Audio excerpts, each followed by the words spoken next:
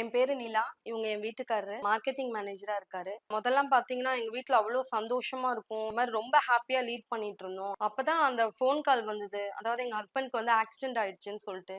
அப்ப பார்த்தீங்கன்னா, டோட்டலி லைஃபே திருப்பி போட்ட மாரி ஆயிடுச்சு. எங்களால எப்படி லோனு இந்த ப்ராப்ளம்ஸ்லாம் வந்து ஃபேஸ் பண்றதுன்னே தெரியல. அந்த டென்ஷன்ல இவரும் வந்து எது எடுத்தாலும் எரிஞ்சு விழுறது.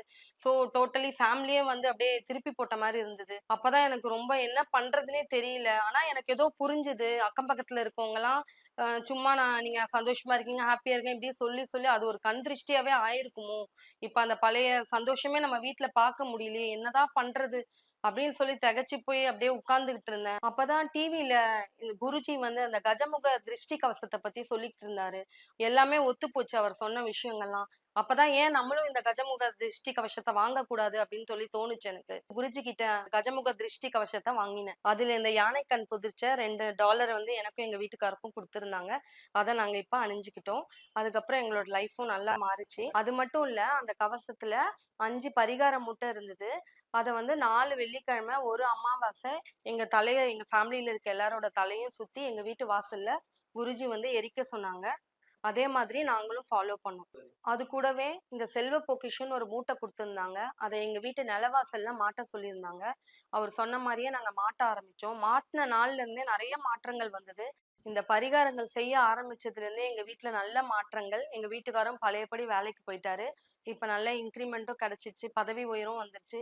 எல்லா லோனையும் நாங்க அடைச்சுட்டோம். இப்ப பழைய மாரி வீக்கெண்ட்னா வெளியில போறோம், வரோம். அக்கம் பக்கத்துல இருக்கவங்க பார்த்தா கூட எங்கள எதுவுமே அஃபெக்ட் பண்றதில்ல. இப்பலாம் எங்களுக்குள்ள எந்த சண்டை சச்சரவும் இல்லாம, அடுத்தவங்களோட கண் பார்வை திருஷ்டி எங்க மேல படாம இருக்குதுன்னா, அதுக்கு ஒரே காரணம் இந்த கஜமுக திருஷ்டி கவசம் தான். இனி என்னங்கய்யா பண்றது? முன்ன மாதிரி லாபம் வர்றதுக்கும், நல்லா மேலும் சுபிட்சமா இருக்கிறதுக்கும். ஐயா கவலைப்படாதீங்க. நம்ம கஜமுக திருஷ்டி கவசத்தை வாங்கி அதுல இருக்கிற யானைக்கண் பதித்த டாலரை தொடர்ச்சியா நீங்க அணிஞ்சிட்டு வாங்க. உங்களை சந்திக்கிற எதிரிகளும் சரி, அவங்களோட தீய பார்வைகள், தீய எண்ணங்கள் மாறி, அதோ மட்டும் இல்லாம அதுல 5 பரிகார மூட்டை இருக்கு. அதை உங்க கடையில் உள்ள கல்லாவியும் அந்த கடையை சுத்தி 4 வெள்ளிக்கிழமை ஒரு அமாவாசை திதியில நெருப்புல போட்டு எரிச்சிருங்க. அதுல வந்து கூடவே ஒரு செல்வ பொக்கிஷம் இருக்கு.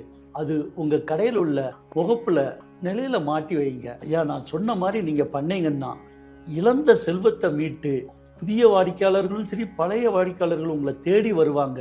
உங்களோட தொழில் நல்ல அபிவிருத்தி அடையும். ஒரு அடுத்த கட்ட நிலையை நோக்கி நீங்க செல்வீங்க. அந்த அளவுக்கு பரிகார பொக்கிஷம் ஒரு நல்ல ஒரு வெற்றியை தரும்.